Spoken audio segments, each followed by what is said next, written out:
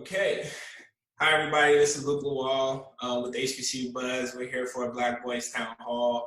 There's so much to unpack. I just finished watching the Peacock film Black Boys, and I'm just excited to see how the film unpacks the value of Black boys in our community, our society. I'm here with some of the great panelists here just to kind of discuss some of the things. I'm going to let everyone introduce themselves, but I want to get into the subject matter, so I'm going to just let them kind of talk about why they're here and how amazing it is to just kind of unpack this film, and then we can go from there. So I'm going to start with you, Sharif. Thank you. Luke, it's great to be here, particularly with my fellow panelists who, and on this particular topic, Black boys, which we all were at one point. And I think just appreciate being able to dive into the documentary and help connect the dots between our own lived experiences and what we're hearing from our youth across the country. Oh, It's a pleasure to be here. Oh, Chris.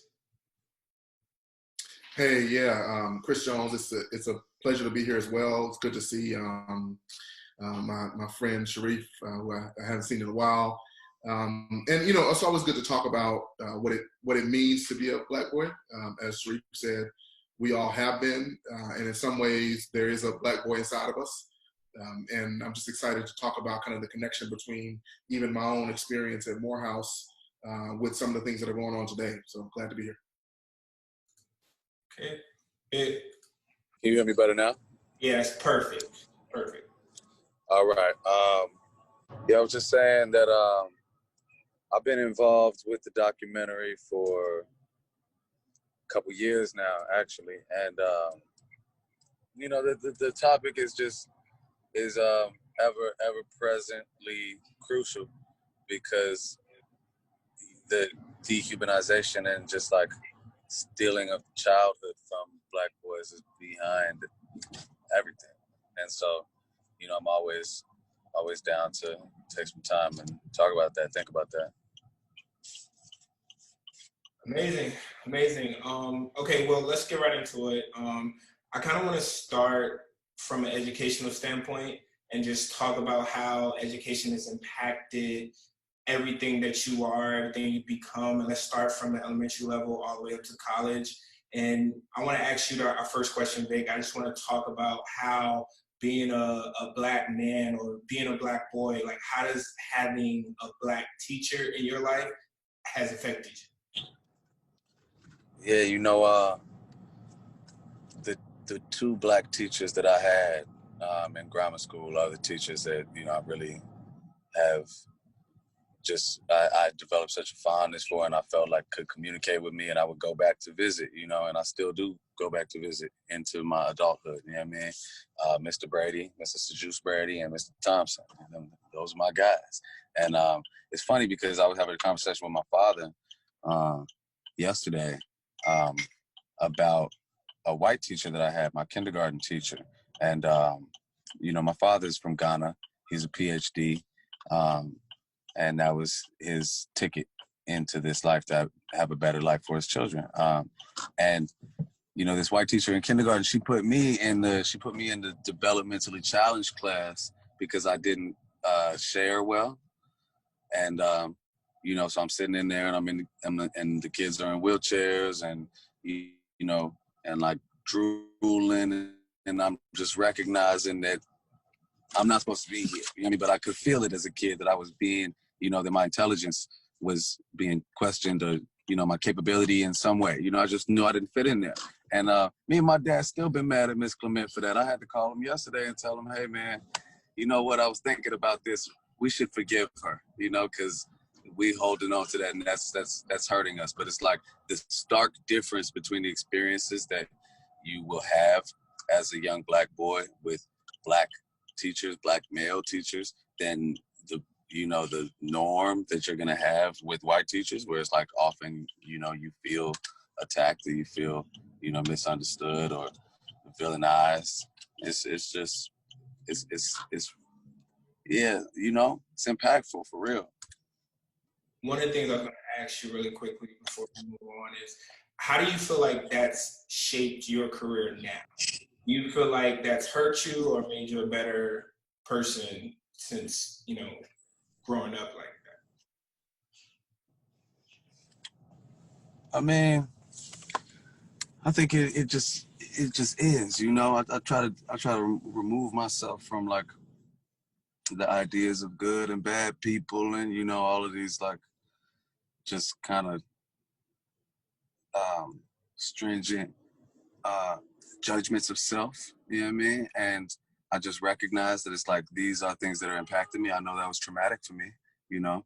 I know that, and I know that trauma has stayed with me, and just like, you know, how hard I remember crying. That's all I remember. That's all my father remembers, you know, and I know that impacted him.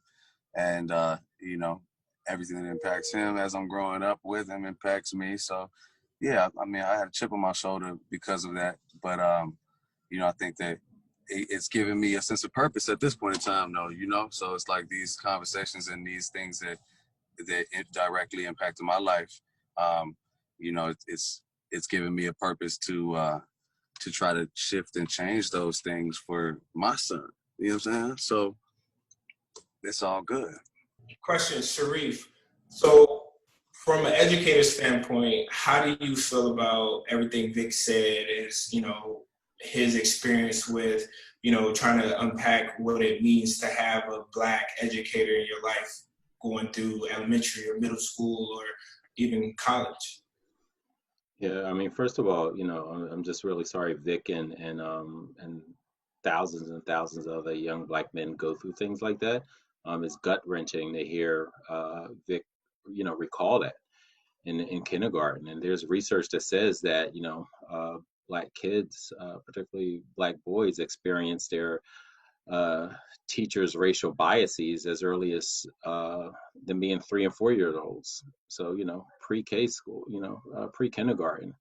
And when you look at the research, and this is like not just one research, this is like ongoing, constant, you know, affirmation of our lived experiences as Black boys, that, you know, they are going to be more likely referred to police, disciplinarian, and special education, and they're going to be least likely to be recommended for rigorous courses, you know, advanced opportunities. And so you see this continuum of support or this continuum of oppression that Black boys are smacked with this racial reality in schools, you know, super early. Vic talked about kindergarten. And so when Malcolm X asked the Black community, you know, who taught you to hate yourself? Plenty of young men aren't able to bounce back like Vic did, and they can point to their school and say, this school, this educator who was responsible to support me, they're the ones that actually taught me to hate myself, because of my experience in the school was so hateful that I internalized their racial aggressions and turned it in and towards myself. And that's why, you know, Black educators are so important. My favorite teacher of all time was Baba Changa, a Black man who just invested so heavily in myself and our school. And so, you know, we recognize Black men are only 2% of the public schools teacher workforce. And we also know that having a single Black uh, teacher, particularly for Black boys and Black boys struggling with poverty, they are 39% less likely to drop out of high school if they have a single Black teacher.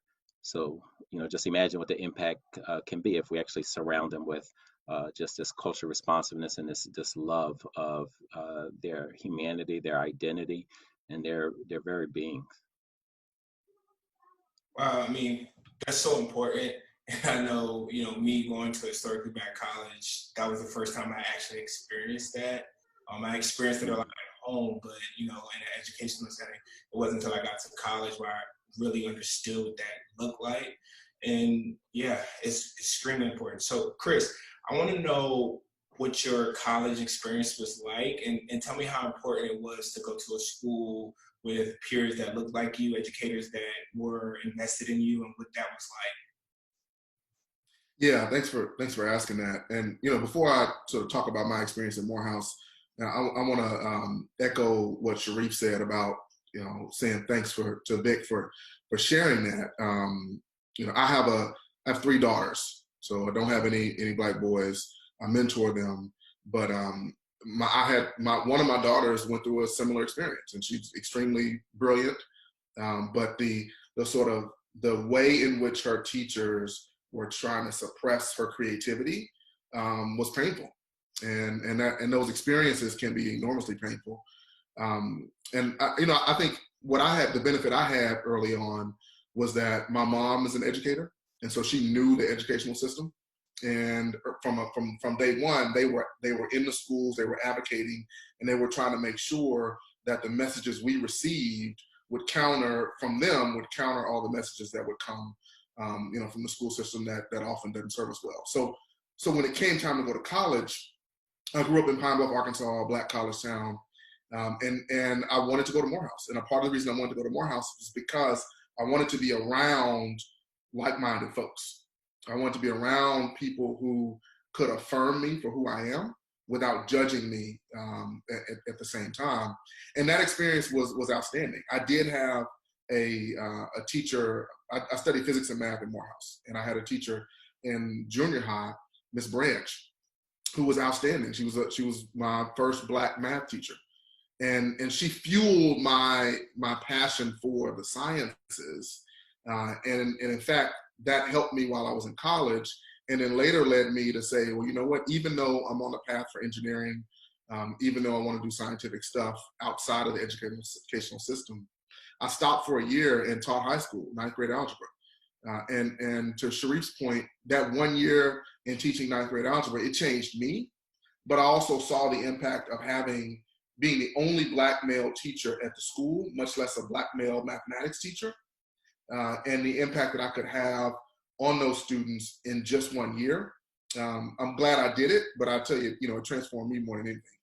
So in terms of Morehouse, I think I could do that because of those experiences at Morehouse and being surrounded by other brothers who were willing to be vulnerable with each other and tell these stories that we're hearing now, and who were willing to support each other in ways that we wouldn't necessarily get outside of the walls of Durham Morehouse. I mean, I think it's amazing to be able to experience that and be able to come in and kind of create an environment and have an environment where, black boys can kind of express their issues. But what if they don't have that? So I'm kind of curious, Sharif, if you can kind of help me answer this. What are some methods that you feel like black boys in some of these, maybe like high school or middle school, can figure out outlets and ways to address some of their social issues, and how can they impact them? Yeah, I mean, I think this is one of the areas that we have always called on our community at large to support. While there's these narratives around, black men in our communities, that they're not there, that we know that the exact opposite is what occurs. There's no group of fathers, or father figures like black men, whether it's in the community, whether it's 1 or 2 in the school like Chris was, or whether it's in, as a coach or a mentor at the local rec center, right? Like we know that we are, keen to support other people's children in a variety of ways as mentors, and like whether you're on your way to the barbershop or you go, just go to the store. Like that is part of our culture, that is part of our community. And I think, one of the things that's most important that we do as a collective is not allow black boys to endure and internalize all the negative images that they consistently get, whether it's through an educator leading a classroom or through a school, whether it's through policies, right? Like sometimes they may not even see the people who make decisions that negatively impact their lives, but they feel it. They feel the impact, they feel the hatred towards them, and they recognize it. And then what we have to do is make sure that we're protecting them from internalizing it and believing the negative things that people say about what it means to be a black boy. You look at Pittsburgh, the Heinz Foundation did a study just around the impact of the news media and amount of time that black men actually created, did a crime, and how many times and the percentage they were portrayed. It was vastly, even when the person, they did one story where the black man was innocent.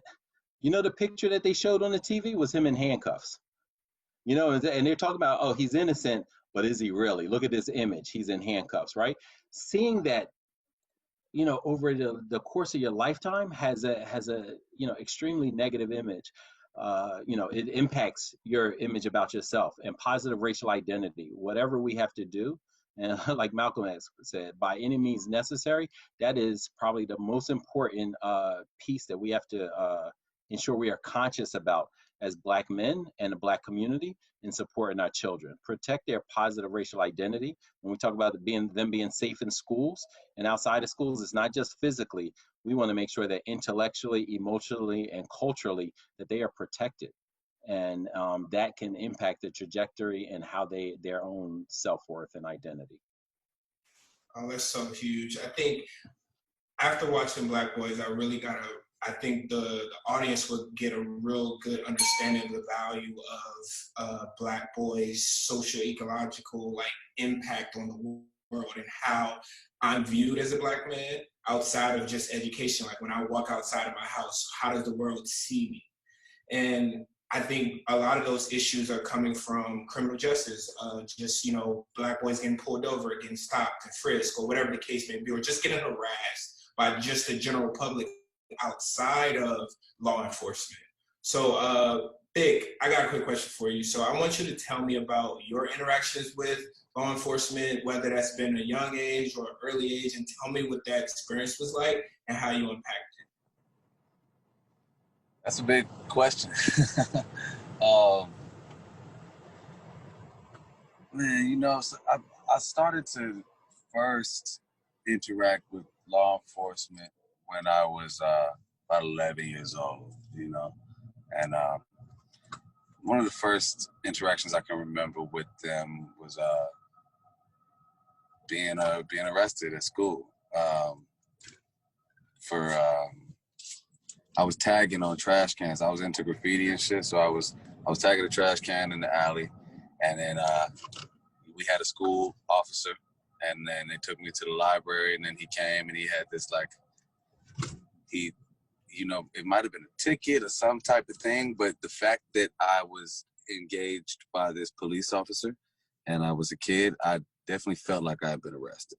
You know what I'm saying? And just around that age is when I started to feel that aggression towards me from police. And, just being outside, being 11 years old, and they pull up and you got your hands in your hoodie and they're like, man, take your hands out your hoodie before I punch you in the fucking face, And it's like, looking back now, I'm like, oh, he thought I had a gun, you know what I mean? But it doesn't even register to an 11-year-old kid that's never even seen a pistol, you know what I mean? That this cop probably thinks I have a pistol, or thinks I could, And so I became very, opposed diametrically to the police, because I felt that energy, and so that just kind of, and the traumatic experiences, just dealing with them and them, when we're in high school, jumping out on us and, pulling their guns and putting everybody on the ground and, being arrested in my house. I got arrested in my house, by detectives at 8 a.m. when I was 15. And I didn't even do what I was being accused of, but I was arrested in front of my mom and my little sister, and they're crying. My mom says that was the worst day of her life, and so all those types of experiences, being slammed and, just beat up by cops, it definitely shaped my my worldview and made me such an outspoken opponent of the police, and their existence, So when I speak to them, I'm like, I might be on a panel or something. I'll be like, I'm not even really here to talk about police reform. I just don't think you should exist, And so that's made me be an abolitionist, because my experiences with police have been overwhelmingly terrible. I think I can echo those experiences. If it wasn't for some of the strong Black figures in my life that are part of law enforcement, I definitely would feel those exact sentiments. And I think, and this is probably a better question for Sharif, is just trying to figure out how important it is for Black men to be represented in law enforcement. And I know with you having a criminal justice background, it's just trying to figure out how important that is to turnkey some of these viewpoints for law enforcement. Yeah, I mean, I think it's, for me, it's a really touchy, subject. I think a lot of, it takes a very special person to enter a system of oppression and not become, part of it, not end up defending it, right? It's that saying, if you got 100,000, so-called bad police officers and 10,000 good ones. If the 10,000 don't stop the 100,000, then you got 110,000 bad ones, right? And so, we have to recognize, one of my earliest recollections, of just police, outside of, being at protests with my family and things, and seeing how they, tried to intimidate people who were exercising their constitutional right, like I remember that as a very young age. The image of my father and other Black Panther Party members lined up against the wall on a raid in their boxers, made to strip at gunpoint. These Black men, like that. I don't forget that. And then also recall, my uncle, when he decided to become, he was in the military, then he decided to become a state trooper. I remember traveling with him to the prison for him to get my father's blessing, and my father said, like, listen, if you're going to use that authority to oppress and join the oppressor, like, yeah, like, no, I forbid you to do it. But if you're going to try to make changes from within, then that's a different conversation, but honestly, I tried to, I wanted to be a part of internal affairs, I wanted to go after rogue cops. And they told me, like, no, you actually have to be a police officer first. I was like, oh, I thought I could do that just with my degree and some additional training. But, so I have a long, just experience, watching the MOVE bombing. And before that, in 1978, watching police savagely attack Black men and women and children. So I think it's really hard to join that and resist it. I think, Brother Bobby Larone talked about schools and institutions of schools, the same thing. He said, an educator who joins a system of oppression is either liberator or oppressor.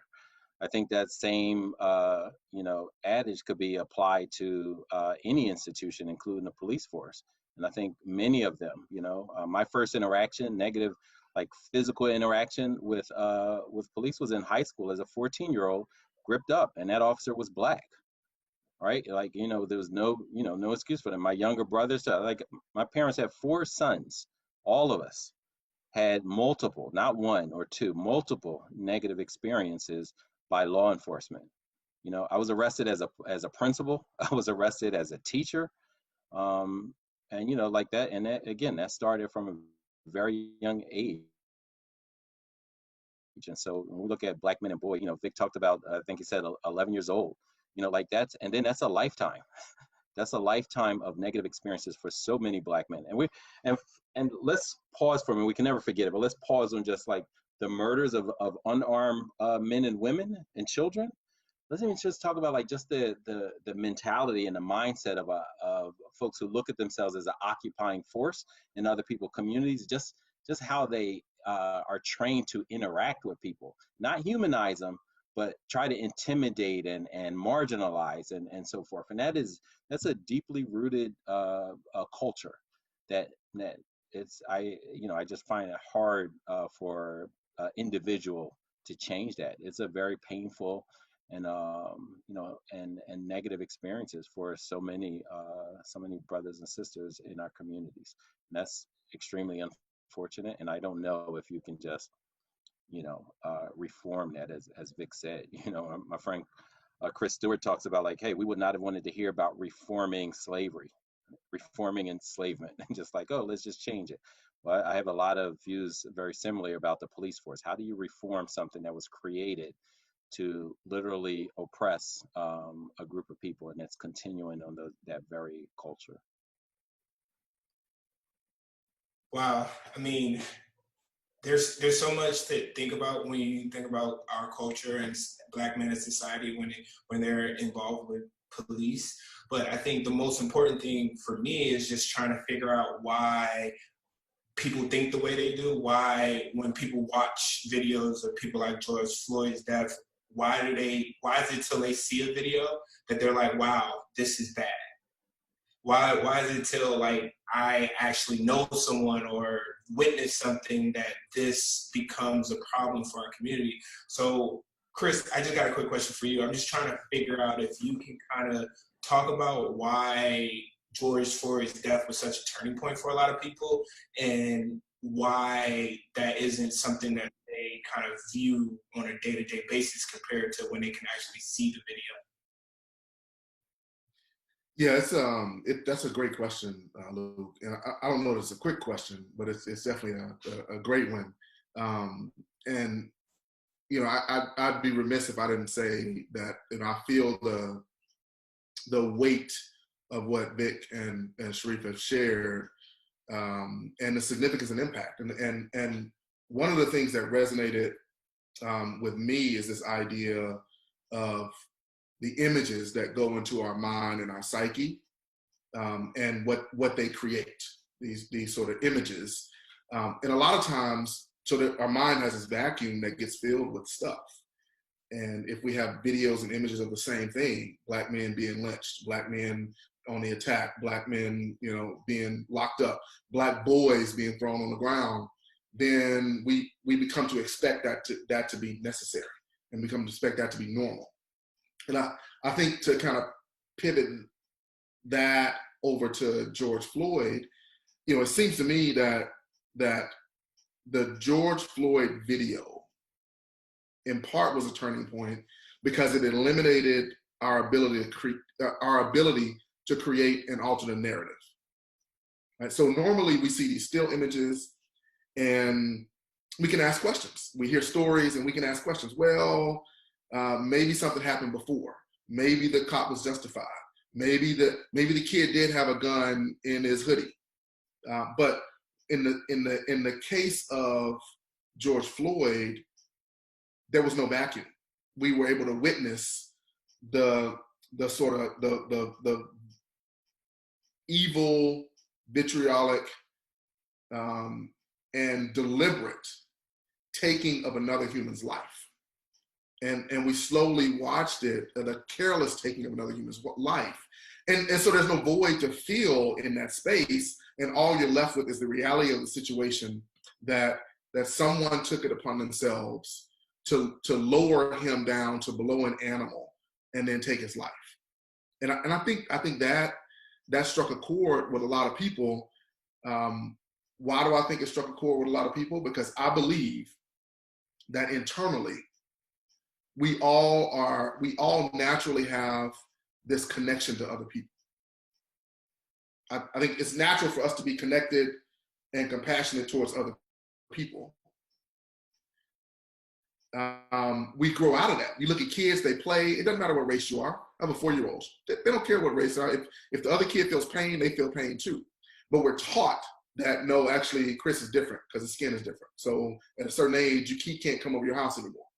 And that's where, and many, many other things, and that's where the hatred begins to grow, and you end up with a situation where somebody can look George Floyd in the eye and then put their knee on his neck and watch his life leave his body. Yeah, and Luke, if I could just say that, and Chris brings a really good point as far as filling the void. I think what people are taught to fill that void with their own racial biases initially. So no matter what happens, for the Black boy to be considered guilty, and they have to be proven innocent, whereas the opposite for, other people experiences. And this is why, you have this dichotomy in the country where in white communities, they're like, oh yeah, that's our friend. They help us. They advocate for us. We reach out to them for help. I remember my mother saying like, hey, if you get lost, do not talk to the police. Don't talk to, in addition to don't talk to strangers, she said, do not talk to police. I will find you myself. Just stay still. Right? Like where other people are, they're like, hey, find a police or find your friendly neighborhood police officer. My mom was like, nah, don't you dare do that, because I fear for your life with any interaction, and this is for a 4-year-old, 5-year-old growing up, like understanding like, no, this is a serious thing. And, Vic earlier talked about school police. This is really important, because when school police are often deployed in white schools, it's to address external threats. Is to address like, hey, we want to keep the people inside of here safe from outsiders. But in Black communities, the police interact in a way that they view the students as the threats, not some kind of they're like, oh, internally, these children are the actual threat. And so there's a different mindset about like how, like what it looks like in the lived experiences in our communities and across communities. I think that's so important to note, because when you're on a campus, whether high school, whatever the case may be, you're constantly trying to figure out different ways or different outlets to kind of get away from that. And I know we're getting ready to change gears into the sports discussion, but before we get into that, I wanted to try to figure out what are some of the other outlets outside of sports? And this is for everyone, just outside of sports, and just to kind of talk about any other outlets that African-American boys have that they seek to when looking for refuge growing up in the communities that we grew up in. I think it's a great question. And I think there are a number of different outlets, but this is grounded in a belief that I have. I believe fundamentally that we are all geniuses and we all have superpowers. And I think it's the role of the community and mentors and parents to sort of figure out what the genius and superpower is in our children, and then peel back that onion and fuel that. So if that is the case, I think the outlet it might be sports for some, it might be music for others, it could be physics for some, it could be business for others. And I think we get at that by doing two things. One, we take a deliberate and proactive approach to helping our Black boys figure out what their genius and superpower is. And then two, actually three things. Two, we support it in every way, regardless of what it is. I mean, so, you got Vic tagging trash cans and the like. Instead of penalizing him for doing that, why don't you see the creative beauty in it and say, you know what, actually, here's a wall for you to tag and go for it, express yourself. And then I think the other sort of piece of it is exposure to the examples. We put sports figures and entertainers on huge billboards, and we idolize them in many ways. And there are a lot of other examples. My college roommate finished Morehouse in 3 years with a 3.9 GPA, finished Georgia Tech with a PhD by the time he was 26. By the time he was 27, he was a millionaire. And now he's like the godfather of tech in Atlanta. And so put him up. You got folks like, and that's Dr. Paul Judge. You got folks like Dr. Calvin Mackey. You got folks like Dr. Randall Pinkett, Rhodes Scholar, the first Black and only Black person to win The Apprentice. And so I think it goes on and on and on at all these examples that we can lift up. Robert Smith, a billionaire who paid the student loans for an entire class at Morehouse College. And if we lift these folks up, as much as we lift up our sports icons, then our Black boys will say, well, actually, you know what, I'm okay at sports, I'm not good at all at sports, but there's still a place for me to go. And I think that's what may be missing. Like, where can I go if I'm not that great at sports? And I need that release in that outlet. All right. Well, I'll just add. I agree with what Chris said, and I think that exposure piece is so. I mean, it's just so important. Like what Marion Wright Edelman, once said, it's hard to be what you can't see. right? And what she's talking about is like, yes, children can have imagination and vision, but sometimes, we short circuit their imagination, and we we tell them this is all you can achieve, right? Like we can't forget that Malcolm wasn't told by some random, person that he can't be a lawyer. It was his teacher, right? And so we send messages both consciously and unconsciously, subtly and overtly, to children about what society expects of them, right? And so even just to give the example, back to that John Hines Foundation study, they also showed that most of the images that Black children see, or anybody sees, because this informs everyone's mindset, and it's all the invisible as well as the visible air, right? Like it's the visible air and the gas, that we see. They said it's alleged criminals and athletes are the two main images that children see on TV from the time they start looking at a screen for the rest of their lives, right? That's not just Pittsburgh. That's across the country, I would imagine most cities. And so as Chris said, like, uplifting other folks. There are Black boys who keep apiaries, right? Like, that's amazing. That's so dope, right? Like that. They're from poets and writers and just everything that we can imagine and we can't imagine, the things that they can imagine, because we know that the future is theirs to behold, and so if we honor that and respect that, then we would do far more to nurture their curiosity and as Chris said, support it in all the different ways that we can. And sometimes supporting it is just really exposure, because they take that image, then another experience, and they add them together, and then they come up with what they want to do. But too often we say, nah, don't do that. Here's exactly what we got in store for you. Well, I got a quick question, Sharif. So even though having other images and other people are important to, show Black boys that they have other options, but the ones that are in sports, they're constantly heavily weighed pressure on their backs trying to figure out, if I don't do this, I won't be successful. So talk about that pressure and tell me how, you've experienced some of your students, or just talk about what that means. Yeah, I mean, listen, one, in the opening scene in the Black Boy, that's for the Peacock film, it shows Scruggs who's talking to his son, right? Like, and it's such a powerful message, because he's telling his child, like, you can be anything. Even though Scruggs also relives like, hey, when I was younger, I said, you know what, my arms, my leg, my body has to be the moneymaker. And that's it. Like, I have to be successful there, where he recognized it. How many don't recognize that, and how many give that same message to their children?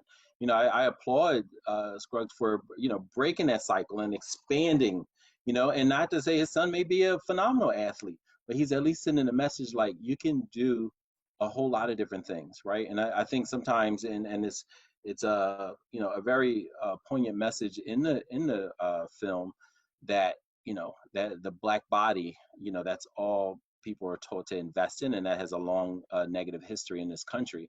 Is like, invest in your body, and that's it. And we're not talking about like healthy self-care, that kind of thing. It's like, invest in your body as an entertainment device for white America. That's very different than investing in your body for your own sense of fulfillment, for your own vision and your own dreams. There's a whole group of stadiums full of folks who are saying, show up and entertain us, despite what happens to your body. And I think, that's part of like the full story. There's that YouTube video about the dangers of a single story. It can be applied here too, where children get a single message about their worth. And if they only view their bodies or their self-worth as entertainment fodder for another group of people, then that's scary, and that's what continues. But what we hope is that not only our athletes who are gifted in those kind of positions, let's make sure that our mentors and our community is also investing in them as people, so that they're entrepreneurs and ownership, and they are able to exercise self-determination with their asset or whatever, as Scruggs called their moneymaker, right? Like that there's an additional investment in this is how I'm going to protect my money. This is how I'm going to protect me. This is how all of those other aspects of the professional athlete or the college athlete, right? And we see like oftentimes the Black athlete is simply there to be exploited and used for entertainment value. And so even the gifted athletes needs to be protected. You reminded me of the beginning of the movie, and you see the kid, you see the young boy hearing whispers from his father. And and I think we have to do two things, right? We have to whisper in their ear, and then we have to shout to the world. And my dad, who didn't grow up with his father, his father just disappeared after he was born. But his father had, I don't know, like 15 different kids in the town by multiple different people. Well, my dad made a conscious decision to not be that way. And so growing up, he whispered in my ear, you can do whatever you put your mind to. And you can be whoever you want to be. Because he knew that he didn't get that, but he wanted to disrupt the cycle. And then he shouted to the world that, yeah, my son can do that. And then the last piece, kind of, which what gets at what you were saying, Sharif, is that he surrounded us with examples. So we had books everywhere. They didn't have a lot of money. We struggled, but yet he did what he could. They did what they could to expose us to examples that we could piece this together and piece that together and then unleash our own genius. So, I think that's one of the powers of the documentary, in that it reminds us that if we whisper the right thing in our young boys' ears, and then we shout to the world, that actually we can change their trajectory. As far as just kind of like having messages of positive reinforcement for Black boys. I've been blessed, and my father, similarly to how Chris expressed, my father was always very supportive of me and everything that I did and everything that I do, still is. To this day, he reads the comments. I don't even read the comments, and you know what I'm saying? So I was blessed in that way, and I peeped that, because most of my friends didn't have father figures in the home. And so, I feel that obviously that those are things that we can do on a personal level, but also on a macro level as far as just impacting society. And, to echo what's been said, providing more examples of the things that Black boys can look to as being possible for them. Clearly, all Black boys want to be rappers. And I am a rapper, so I'm in understanding of that. But really, I'm a writer though. And so I feel that that connection may be lost on a lot of young Black men, that are just in the hood. And it's like, I'm working on a few things, working on a book and working on a screenplay, and I want young Black boys, men, to see the things that I'm doing and be like, oh shit, I could write a book. That's actually cool, because our Nas is, like Langston Hughes, and these are our poets, you know what I'm saying? And Lauryn Hill is Gwendolyn Brooks, you know what I mean? And I feel like making that direct lifeline very visible to Black boys, and also not minimizing art and the things that they're into as being insignificant, the way that they've done the hip hop, you know what I mean? And they tell us it's like, that's not important. That's not real music. That's just this, that. And it's like, being supportive of the things that Black boys want to be into and showing them new shit, you know, showing them that they could be coding, you know. Some of my guys are doing coding and man, just like having them be a part of showing them the new industries, because it occurs to me that technology is one of our primary opportunities to begin to level the playing field, because technology can change everything, you know, and that I feel like that's a place where we need to be heavily focused in bringing Black boys into that culture, you know, and have them feel that these avenues are available to them. Word. When I was a young classroom teacher, this was actually a full, couple of lessons that I would do where students had to do a comparative analysis of, how white people exploit athletes and how they exploited, enslaved Black people. So there were a whole lot of things that Vic brought up that my students would also, bring about in their essays and presentations. And, I would say one thing, white America, people in power are quick to talk about what's divisive, where, this country has never, as Dr. Fuller said, has never been united. It's always been a divided country, particularly with the oppressed and enslaved against, everyone else. And folks who even thought they were not, being tricked in enslavement, like poor white people who were, tricked to say, hey, you know what, I don't own anything, but I'll help you keep them Black people in their place, in their so-called place, right? And so, when you see this country is really, what they are united in is racism. This is the United States of racism. Like that's what they are mostly united in. And so where they can divide and conquer, or where they can try to get people to say like, oh, that's disruptive, that's disturbing the peace, that's, all those kind of things. We have to, really reread Dr. King's letter from a Birmingham jail, which addresses, a lot of this, where folks are saying that I applaud athletes and whoever has a platform, if it's a rapper, if it's a athlete, if it's a politician, a policymaker, if it's whatever type of leadership and audience that they have, if they're using that to highlight and address issues, to call attention to something, to put pressure, and then when necessary, shut things down. I applaud that, and I just, we can't define our playbook by what super rich, wealthy white folks say. Like, so I think it should be wholly disregarded, and our blueprint should be crafted by us. That's part of our self-determination. And, we need a wide tent for the Black community to all, pitch in and see what's the one thing that we all agree on, and let's throw our weight, behind it. Anything you want to add, Chris? Yeah, just to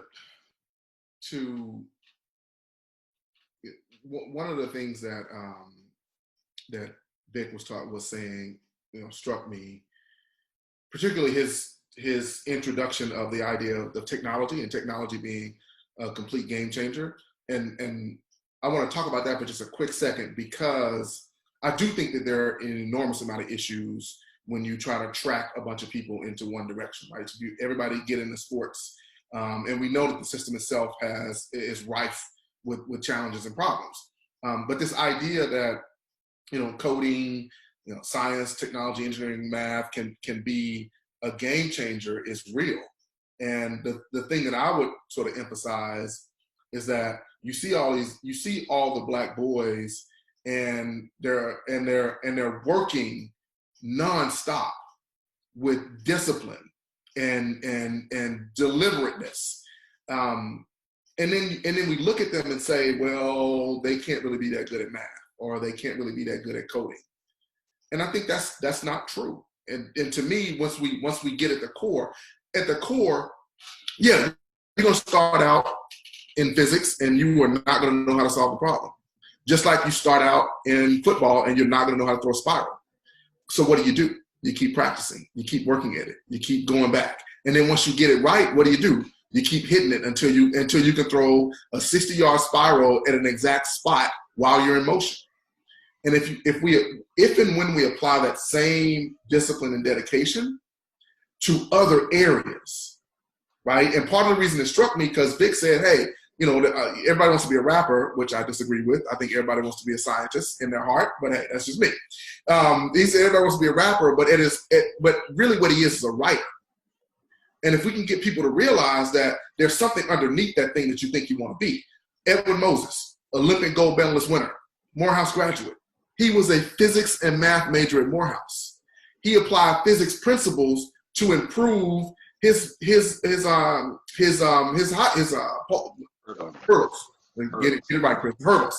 Yeah, right. And so he began to see the world through that perspective. And my thing is, that's why I say we all have a genius inside of us that needs to be released. Because as a writer, if I see myself not as more of a writer than a rapper, now I can write books.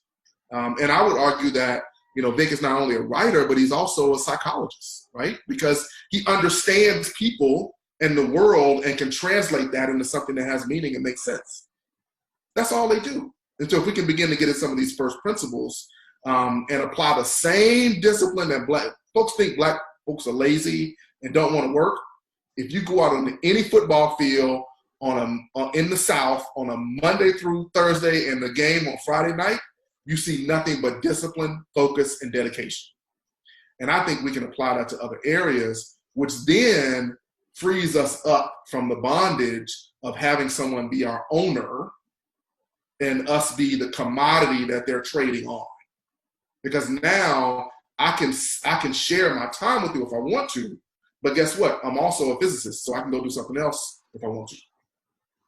I think it's so important, but I also think that it's also important for athletes to kind of like use their voice and also create as they're growing up in those stages as an athlete and make it to the national stage, to be able to also use their voice to kind of bring light to what's going on in our communities. But yeah, I mean, you're absolutely right. For me, when I watched the film, I didn't realize, I understood the value of what Black bodies meant to this country, but the film for me unpacked what that looked like in all these different areas and different scenarios. So that was how Black Boys really spoke to me, because I didn't really understand what just the way the country values Black bodies and how it was framed in that nature.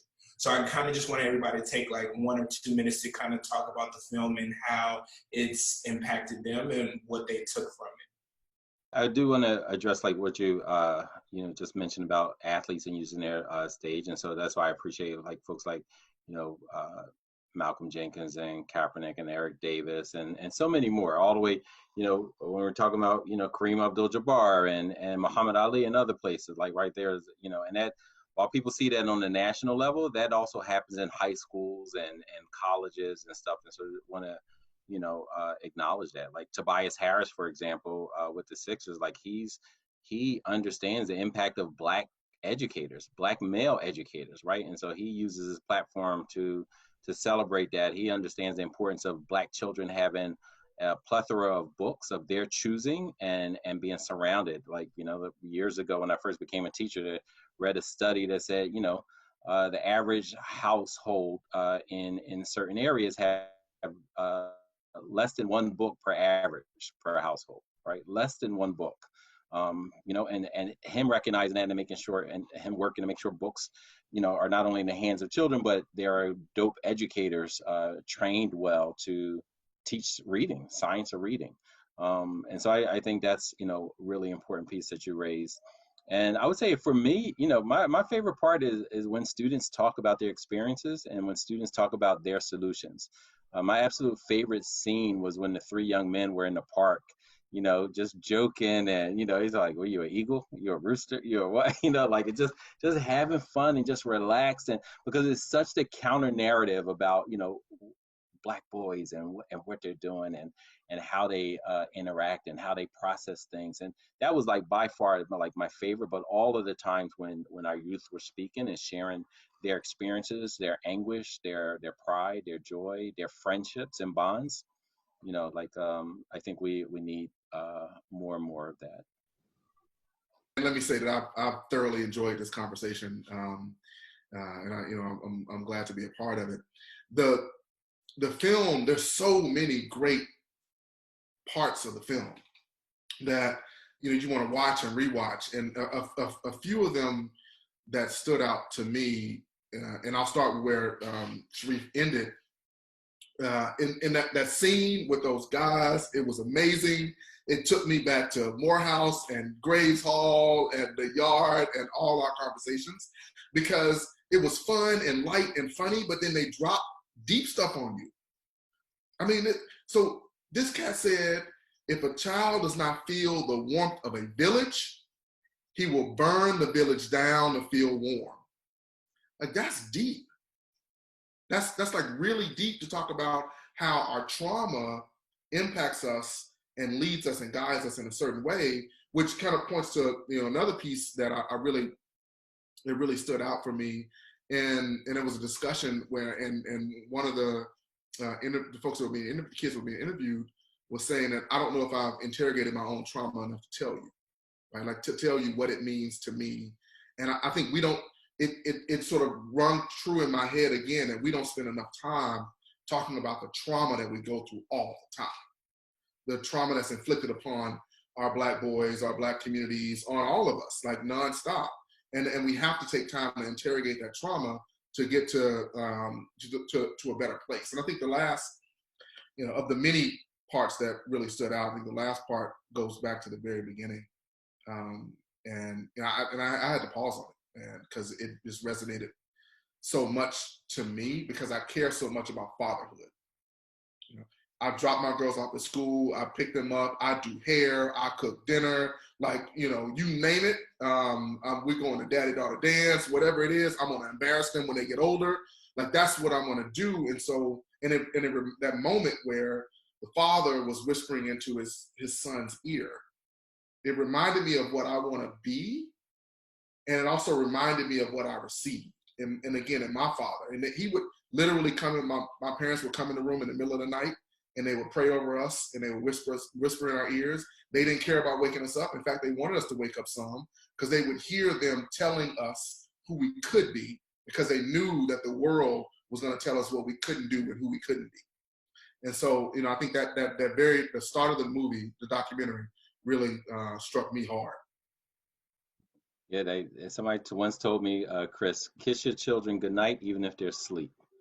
And so that what you just said reminds me of that. That's right. Yeah. Yep.